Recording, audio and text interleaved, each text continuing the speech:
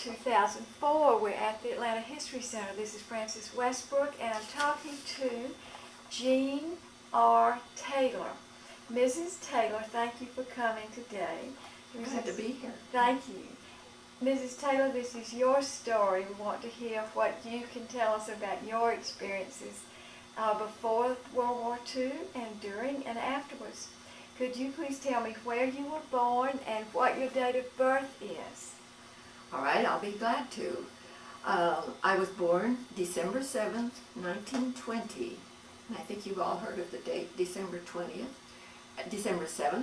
and I was born in Ames, Iowa, and I lived there all the way through grade school, high school, and college, and was even married there. I guess we want to know a little about what I was doing during the war, when the war started. Yes. On December 7th, 1941 was my 21st birthday, and my husband gave me my diamond ring that day and that night, and then early in the morning in Ames, Iowa, we heard about that bomb dropping on Pearl Harbor. That was quite a day, really. My husband also graduated from Iowa State University, and he was in ROTC, which I believe is familiar with some of you, and so as soon as he was eligible, he went off to the Army, and we went to several different spots before he went overseas. In 1943, after shipping my husband off to the European Theater of War, I was working at Iowa State University, my alma mater, on the Manhattan Project. Now, the Manhattan Project, all we fellow employees knew at that time was if the Germans succeeded ahead of us, we Americans and the free world would be doomed. The project was so secret that I did not learn until after the war's end that my live-in father was also employed on that same Manhattan Project as an instrument maker at Iowa State University. Well, after a year of that routine job, I discovered that the U.S. Navy was recruiting female college graduates and commissioning them after a mere 30 days training at Smith College in Northampton, Massachusetts. So, upon receiving enthusiastic support from my husband, then serving in England, I entered the Navy and was commissioned, and I trained alongside some very wonderful female recruits. I remember we had one or two from France and one or two from England, but most of us were just from around in the United States, and that was lots of fun. We trained at Smith College in Northampton, Massachusetts, which was a very interesting place to be. And then upon that 30 days, upon getting my commission, I was approved to go to the Paymaster School at Harvard University, and we were billeted at Radcliffe College, the female university connected to Harvard. That was an exciting time. We had lots of fun. We took some vacations. We went off horseback riding in Maine, and I remember one time we went down to Central Park. A couple of us went down to Central Park in New York, which was a real exciting time for me. And we went. We did a let's see, what was that called?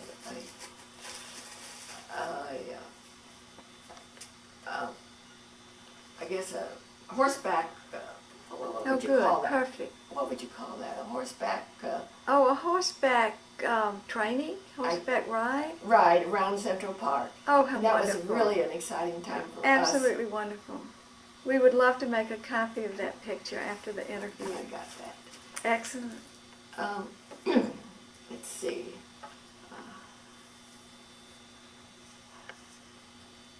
So how long were you in New York? Oh, just for the weekend. I see. It was just an exciting time because it seemed like we had to be back training. How was the training? Did you do marching and so forth? Marching, lots of marching, and like I said, we trained at Harvard, and Harvard had lots of men training there, but we women were sort of set aside. But we enjoyed it very much. We felt like we were really doing something, and the work was, as I say, as a paymaster, so we had to learn a lot of accounting things and so on until we were able to get our Supply Corps, what would you say, Supply Corps commission or something. Well, we were already commissioned, yes. but well, certification. certification, yes. After our certification, my first assignment was at Smith College in Northampton, in Williamstown, Massachusetts. That was a very nice time, and we had, I was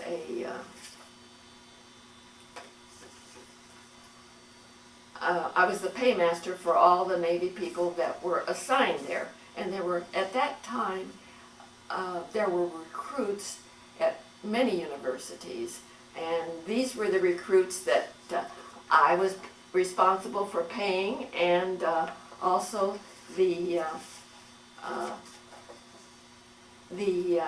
other officers that were there, which of course I did not have to train the recruits. All I had to do was pay those people, and that was the important part of my job, which I liked very, very much. One time while I was doing that, the other officers decided that I should be, since I was a female, I should be the one to review the troops that time. So I did, and I do have a little, what would you call it? Video. A video of reviewing those troops. Oh, wonderful. We would love to see that. I'm sure it's very shortened, but I thought it was an exciting thing to do. Very exciting. Okay, then after being assigned at Williams College, and by the way, every time we got a new assignment, it took us dispersing officers a while to get to the new assignment because we had to be relieved of our money. And at that time, being relieved of our money meant waiting for the next person to come to get our money to sign it. And they had to do the same thing at the previous one. So you see, it was quite a chore to move from station to station. But anyhow, very happily, I was moved to the Naval Hospital in Camp Lejeune, North Carolina, which, as you know, is a Marine base. And but the Marines at that time, I don't know if now that's true, did not have their own naval, did not have their own doctors and nurses. So I was sent down there to pay the doctors and nurses at the Naval Hospital. And here is the assignment, the picture. Oh, wonderful, wonderful. My going down there at... you could just keep holding that a moment. That's lovely. Thank you. And the article says she holds the hospital purse strings. Lieutenant General William V. Wilmot Jr., hospital dispersing officer since 31st of March 1944, has received orders and has happened at many other naval stations, is being relieved by a wave officer, Ensign Jean Taylor, Supply Corps, United States Naval Reserve. And that was our project in the Navy, us females in the Navy, was to relieve a man for naval service, relieve a man for overseas service. And that was what we did. And I was very pleased that I finally got to do that. Let's see.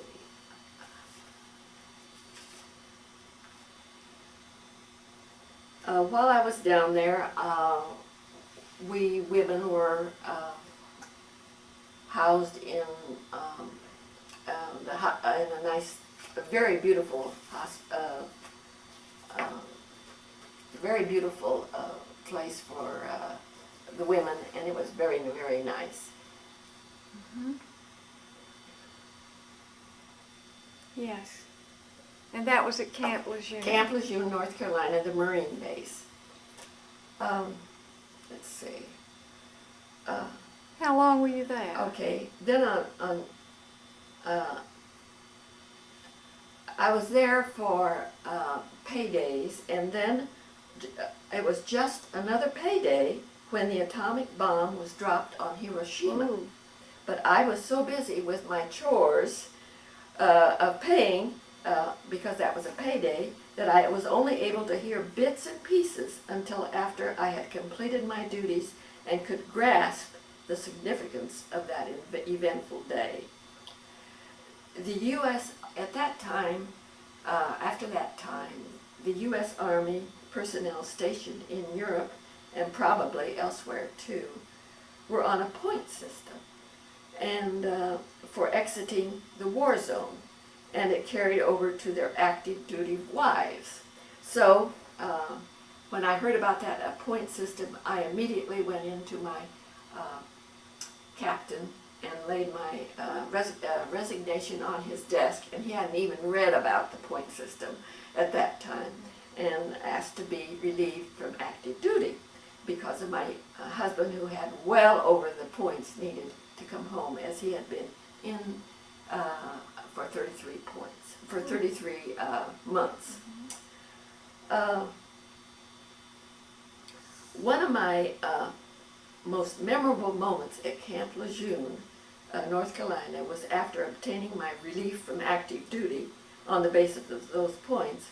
I was sitting at the bus stop outside Camp Lejeune, waiting for the first leg of my return journey to Iowa, when then a seaman from the base came running up to notify me that my husband was attempting to contact me by phone from somewhere in Switzerland.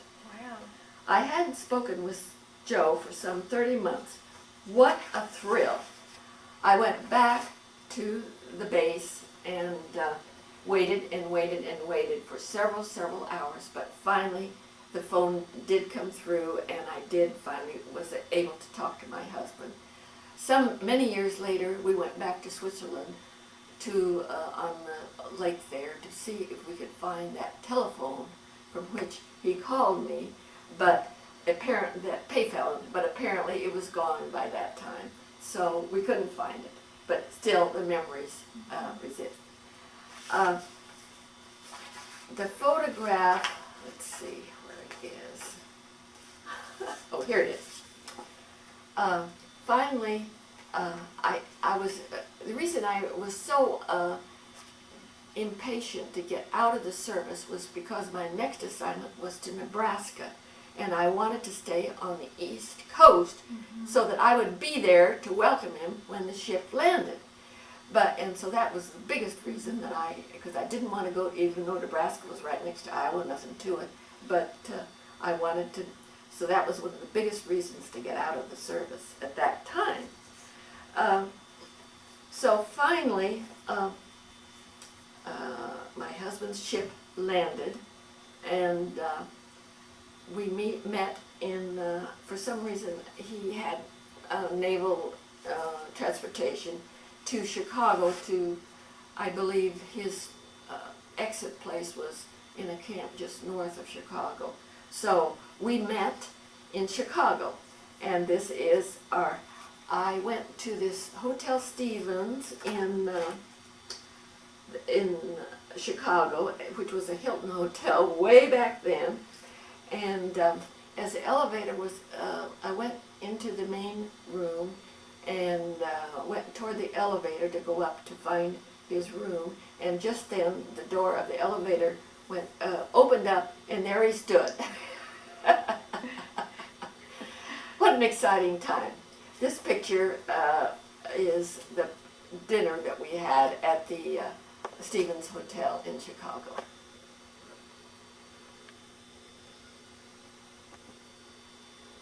Oh, that's wonderful.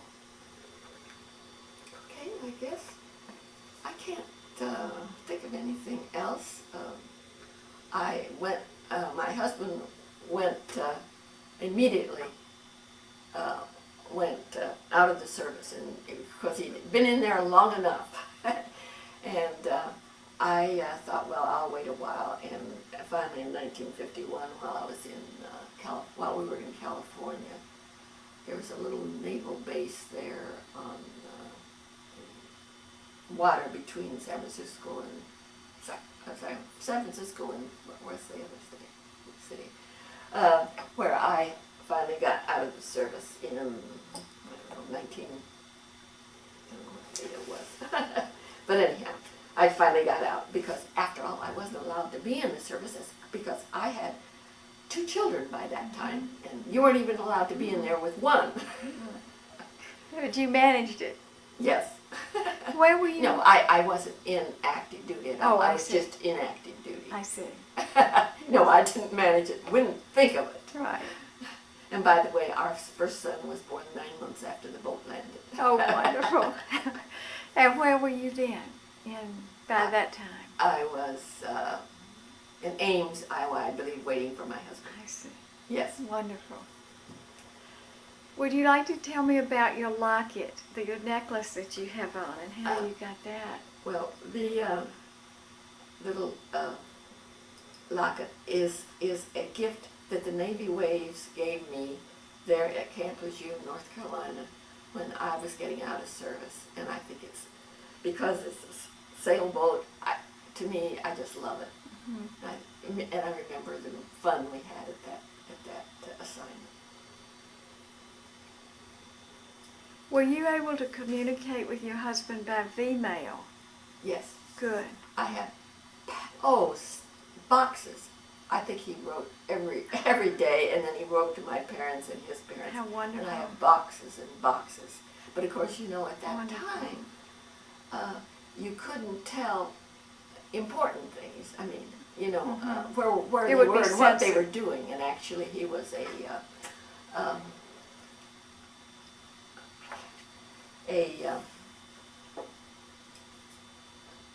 he built runways. He built runways, and see, and he was in England quite a while, and built runways there for the planes to go over and come back, and which was quite frequently.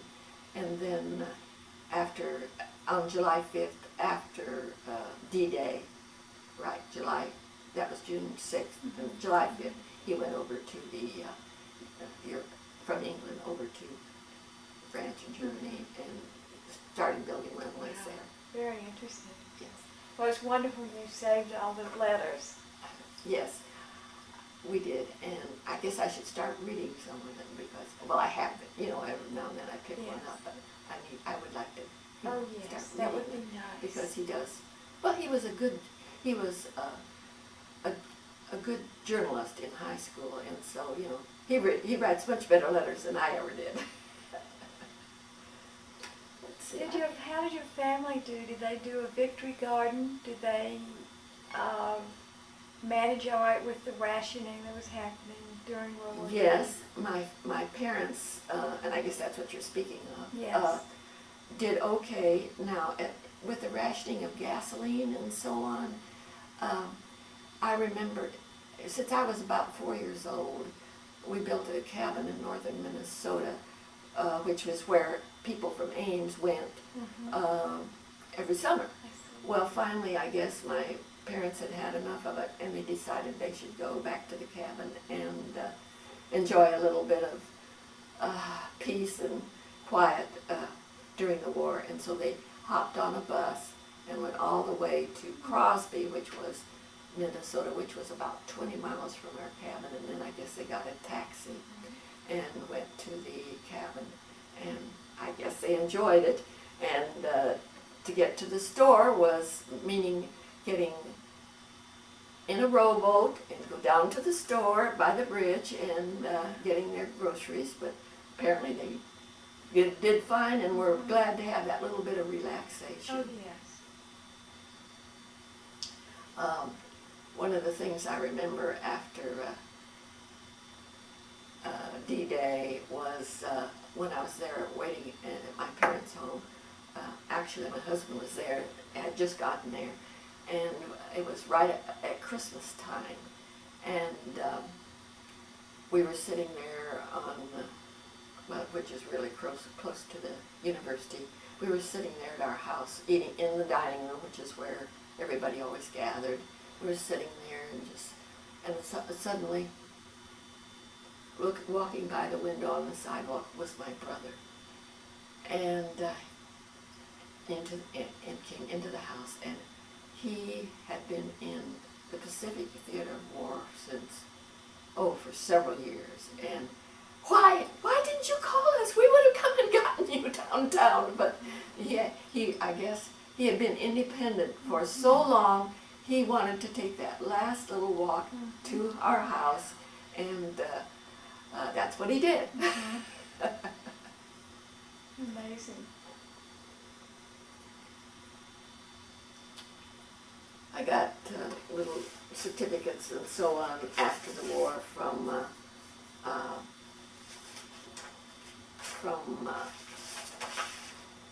the atomic bomb. You know, now today the whole world knows the secret which you have helped us keep for so many months. So I'm pleased to be able to add that the warlords of Japan have now know its effects better ever than we ourselves, and so I got little commendations for having worked at that. Oh, you want that? Yeah.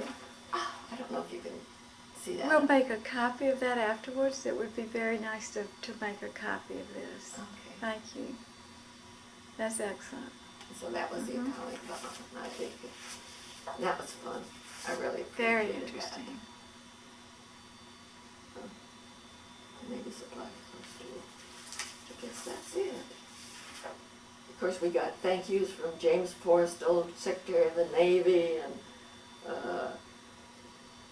Casey McIntosh, Captain, Navy retired, and all sorts of certificates of all kinds of things. But our memories are so important. So wonderful. Have your children seen all of these? I suppose now my son in Cleveland, who's retiring at the end of this week, he's a teacher, and he said that he wants to take me to Washington to see the new opening of the new memorial, World War II memorial, Yes. and also to go to the cemetery and see the what's it called, the women's. Oh, yes. Women's. Oh, I've had. It may be called a Women's War Memorial. Yeah, something but I like know it. what you But mean. it's in the cemetery, and he wants me to see that and just Wonderful. to walk around Washington because he says that that's really a very peaceful time to do it. Something like that. It's just he takes his classes to Washington a lot, so he wants to just walk around and see these things. That would be wonderful. Where is he retiring from? Cleveland School, Cleveland, Ohio schools. So this is the last week of school. How wonderful. And where are your other children? My daughter, my youngest, is in New Hampshire, and she's teaching special kids, and she's also going to college some more. Oh. Let's see, I think she and my oldest son graduated from, what, I don't know, college somewhere, and my next son and daughter graduated from in Minnesota, St. Olaf College in Minnesota. Wonderful. So that's what Well, they should be very, very proud of you. You were part of an amazing experience. The greatest The generation. greatest generation. Absolutely. Isn't that something, the way Brokaw did that? Yes. Yes. I But think so, everyone can relate to that. And They sure it's can. definitely true. We didn't in Ames feel the depression like he mentioned in South Dakota. Mostly, I don't know why, I do not know why, because most everybody kept their jobs. Now, at Iowa State, I do not, I mean, they had to be paid by the state. I don't know, but everybody seemed to keep their jobs, and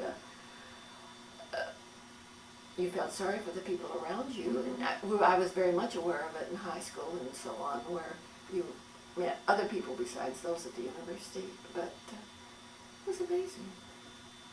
Were you and your husband able to stay in touch with the friends you made in the service over the years? Christmas cards or? I have this one friend here. This is the one I went to Central Park with. She lives in Ohio, near my son in Cleveland, and she and I are in touch very much. Wonderful. My husband was in touch with several of his, I don't see them now, several of his buddies at one time, but now we aren't in touch at all. And is he still living? No, he died in 1995. I see. And so you now reside in Atlanta? Yes, we moved down here in 1969 because he was doing highways and intersections and that kind of thing. Very and interesting. went out to Delta and did some work out there. Excellent. So this is where we retired. Wonderful. Yes, we loved it. Good. Well, we're glad. And when he had come down here to Georgia Tech to some, week-long, what do you call those week-long things? Seminars. Yes, seminars and things like that. But when we finally moved down here in 1969, I said, I don't ever want to move again. This is perfect. Wonderful. Wonderful. I'm glad you stayed. Yeah, and we lived downtown in apartments for the first 8 or 9 years, and then when real estate values were starting to go like this, we bought a house. Wonderful. Yeah. And you have grandchildren? Yes, I have. Oh, I never did say my second child, my son, he just left again for the Philippines. He lives in the southern Philippines. And my granddaughter, his daughter, lived with me most of the time, but she went with him this time. But there's a special school down there that he would like her to. So he said, "Roll her down there." So, but yeah, they'll be back. Wonderful. Who knows when? Wonderful. He always manages to get back. Good. See, I can't think of anything else. Anything else? Well, I'd like to ask, I know you talked about this at the beginning probably, but I'd like to ask again sort of the feelings that led you to be in the service. That was... Well, the feelings, I was very, very bored working on the atomic bomb.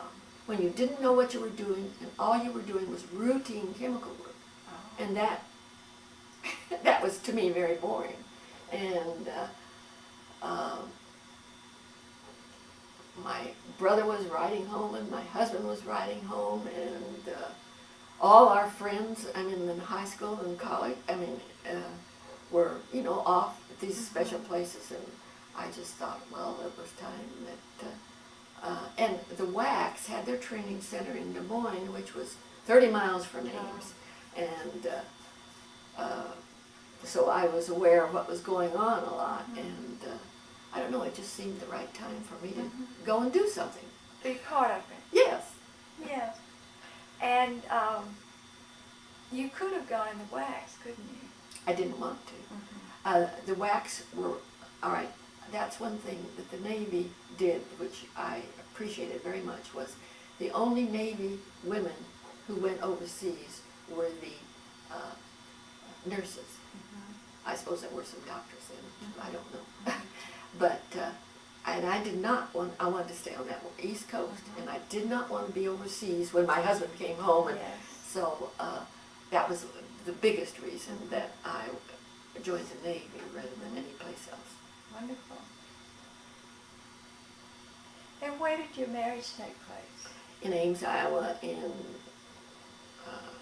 October 22nd, 1942, at the church where I grew up. Wonderful. Do did you have any relatives who served in World War One?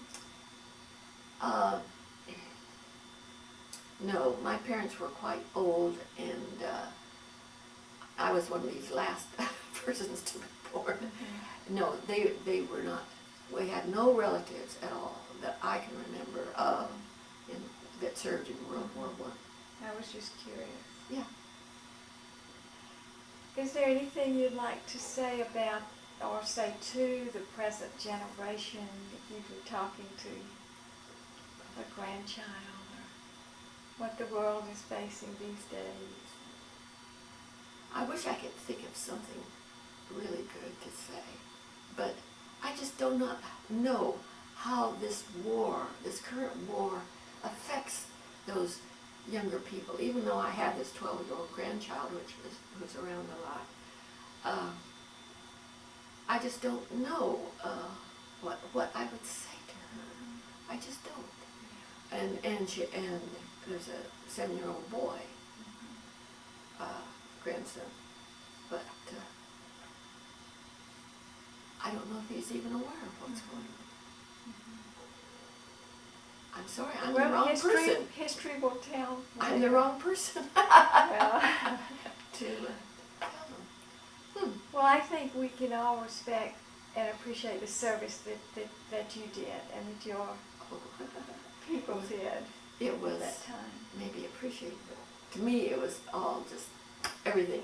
Mm-hmm. It was just such a wonderful experience at Yes. that time. That's what I needed. Yes, that's wonderful.